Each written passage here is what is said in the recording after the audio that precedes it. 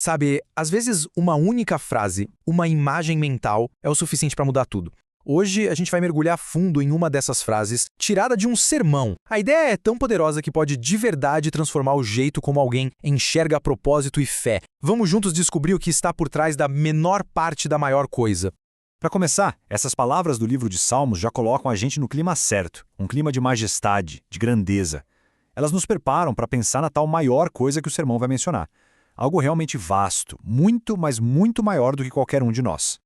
Então, para entender a força da declaração que é o centro de tudo isso, primeiro a gente precisa falar rapidinho sobre o poder das imagens mentais.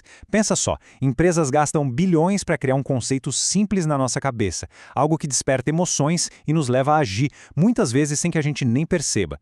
É que o poder tá todo no símbolo, sabe? Ele não conversa com a nossa razão, ele vai direto pro subconsciente, meio que pulando a parte do pensamento crítico. Um simples logo consegue fazer a gente sentir conforto, compaixão ou até aquela sensação de luxo. O símbolo sozinho já diz tudo, sem precisar de uma única palavra.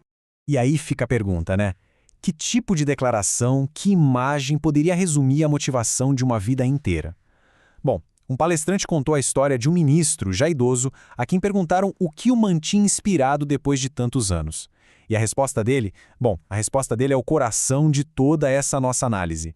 Vamos parar um pouquinho aqui, deixa essa frase ecoar. Eu agarrei a menor parte da maior coisa do mundo inteiro. Essa única frase ela é incrivelmente profunda. E em vários níveis diferentes. A primeira coisa que isso nos faz pensar é no que a gente escolhe agarrar. A vida pode ser focada em carreira, sucesso, segurança, mas essa frase força a gente a se perguntar: aquilo em que se investe uma vida inteira é realmente digno do nosso melhor esforço? Isso nos leva direto para a segunda e mais profunda reflexão. O quanto do divino é realmente compreendido? O quanto é de fato dominado? Porque muitas vezes as pessoas agem como se tivessem decifrado o código, sabe? Como se fosse possível dominar o divino. E aqui o contraste fica gritante. De um lado está a nossa suposição, a nossa mania, de um Deus que pode ser controlado, como se estivesse numa gravata, definido por nossas fórmulas. E do outro, a realidade que a Bíblia descreve. Um ser glorioso em santidade e autor de maravilhas. Algo totalmente além da nossa capacidade de dominar.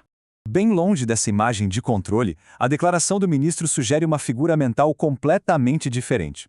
É quase como se ele estivesse dizendo: eu seguro Deus pelo dedinho do pé. E aqui está o paradoxo dessa imagem. O contato é mínimo, quase nada, mas é tão poderoso que deixa a pessoa sem fôlego. Ao mesmo tempo que dá um medo de soltar porque a experiência é incrível, também dá um medo de tentar agarrar mais, porque só aquela pequena parte já é avassaladora. Essa imagem do dedinho do pé já é muito forte, mas o sermão nos leva para uma metáfora ainda mais intensa. Uma que captura a verdadeira natureza dessa experiência de um jeito ainda mais visceral. É isso. Essa é a imagem. A figura mental que define essa relação com o divino não é de domínio, de jeito nenhum. É a de segurar um tigre pelo rabo. Segurar um tigre pelo rabo, essa ideia simplesmente destrói qualquer noção de uma divindade domesticada ou controlável. Ela fala de um poder imenso, algo selvagem, glorioso e sim, um pouco perigoso. A pessoa não está no controle da situação, ela só está se agarrando com todas as forças. Então, essa imagem nos deixa com uma pergunta desafiadora. Se a gente realmente agarrou a menor parte de algo tão poderoso assim, o que se faz com isso? É algo para ser tratado como só mais uma prioridade na lista de tantas outras? A questão vai ainda mais fundo. Esse tigre é honrado quando é tratado como algo pequeno, previsível ou gerenciável? Quando é encaixado em 2 horinhas por semana numa atividade religiosa e depois esquecido?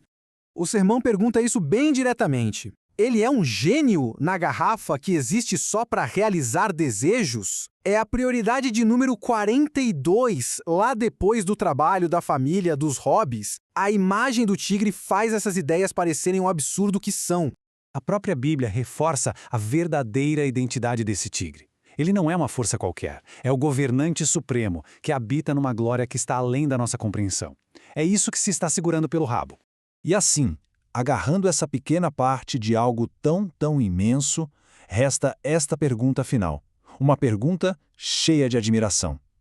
Aonde tudo isso vai levar? E a resposta do sermão é simples, mas ao mesmo tempo profunda. Leva a possibilidades infinitas. Reconhecer que se tem um tigre pelo rabo não é o fim da jornada, de jeito nenhum. É o começo de uma vida inteira de admiração, de maravilha e de um potencial sem limites.